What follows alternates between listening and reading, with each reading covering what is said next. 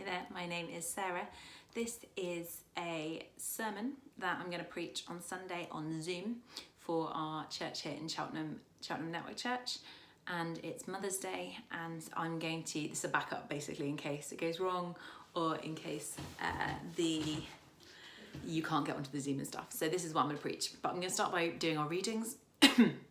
One reading is from Samuel and the other is from the Gospel of John. So I'm going to read 1 Samuel 1, verse 20 to verse 28. So in the course of time, Hannah became pregnant and gave birth to a son. She named him Samuel, saying, "Because I asked the Lord for him." When her husband Elkanah went up with all his family to offer the annual sacrifice to the Lord and to fulfill his vow, Hannah did not go. She said to her husband, "After the boy is weaned, I will take him and present him before the Lord, and he will live there always." "Do what seems best to you," her husband Elkanah told her. "Stay here until you have weaned him. Only may the Lord make good his word."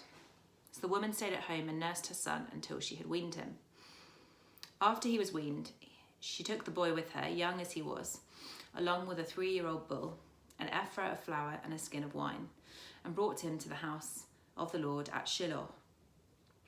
When the bull had been sacrificed, they brought the boy to Eli.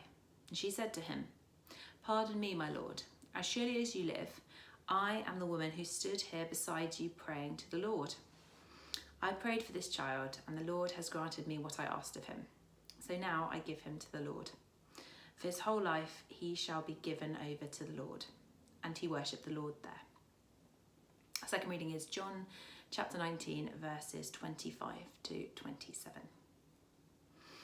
Near the cross of Jesus stood his mother's sister, Mary, the wife of Clopas, and Mary Magdalene. When Jesus saw his mother there and the disciple whom he loved standing nearby, he said to her, "Woman, here is your son." And to the disciple, "Here is your mother." From that time on, this disciple took her into his home. These are the Mother's Day readings for today. Both seem to talk a lot about the tension between church, or between calling, and home, which is something that we are encountering today a little bit as we meet online. Now, both readings are set, they're from the Church of England lectionary, but in my opinion, they're quite weird to pick for Mother's Day, because both passages are actually about mothers letting go of their children into quite sad circumstances. We don't know, for example, if Hannah ever saw her son again. In the Old Testament reading, Hannah presents the infant Samuel in the temple. She's presenting him to the Lord as soon as he is weaned, so he's a little baby. This is a difficult maternal sacrifice, and she does this to fulfill the promise made at his birth that she would give him to God. And then in kind of a parallel, Mary sees the fulfillment of Simeon's promise that a sword would pierce her heart as her son offers himself on the cross. Both mothers, at huge emotional cost, leave their children a space of freedom to pursue their calling from God. Perhaps both point to this idea that for every parent, loving your child involves a willingness to allow him or her to grow into their call. Part of the pain of parental love is the fact that it both requires an acceptance of the need to give that space of freedom, and yet cannot but care deeply for the choices that children make. Both readings as well, challengingly, seem to suggest a tension between following God's call and the family. Even when, as in this example, the parents themselves follow God, the idea seems to be that there will still be some distance and some pain in letting children go. Happy Mother's Day! This is quite difficult to read, especially at a time when many of us are forced to be at a distance from our family and perhaps maybe have people in our family that we're worried about. I'm aware that some of us today may have had plans to see people that have now had to be cancelled. That sucks. And it's okay to be honest about that.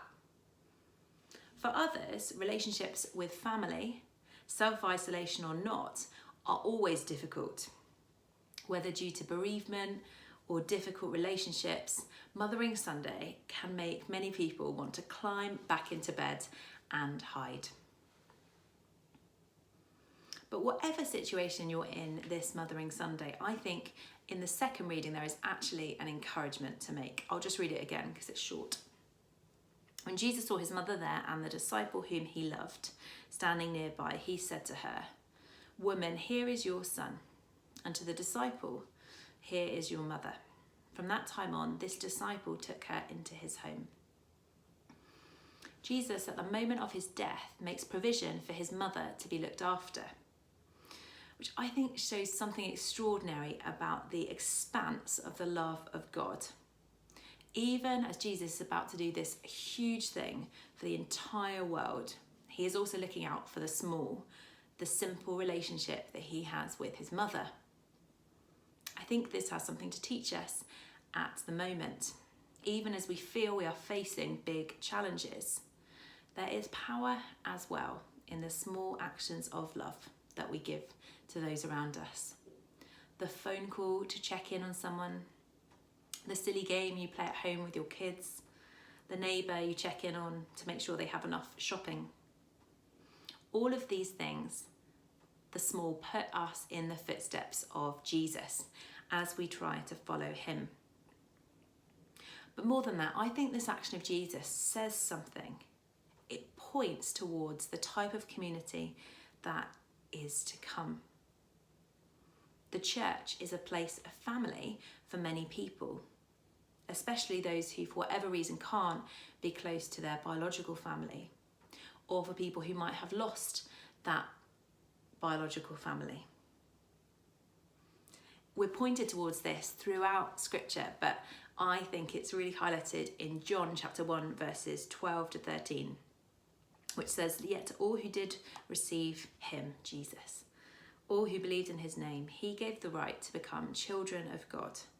Children born not of natural descent, nor of human decision or a husband's will, but born of God." Following Jesus makes us children of God. It gives us that family. And because we have a place in that family, it means that wherever we are, whatever our relationships are, we are brothers and sisters. And that means that whatever we feel like today, whoever we are, whatever our relationship is to our earthly mums, because of Jesus and his big action on the cross, we get to be part of something bigger.